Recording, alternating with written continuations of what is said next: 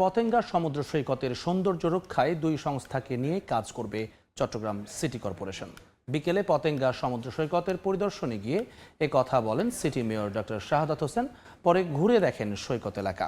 CDA ও জেলা প্রশাসনকে সাথে নিয়ে আগামীতে নানা পরিকল্পনার কথা জানান তিনি। এ সময় অবৈধভাবে দোকানপাট বসিয়ে সৈকতের সৌন্দর্য যারা নষ্ট করছে তাদের কাউকেই ছাড় দেওয়া হবে না বলে হুঁশিয়ারি দেন মেয়র। এছাড়া চাঁদাবাজি প্রমাণিত হলে তাদের বিরুদ্ধে কঠোর ব্যবস্থা নেওয়ার কথা জানান তিনি।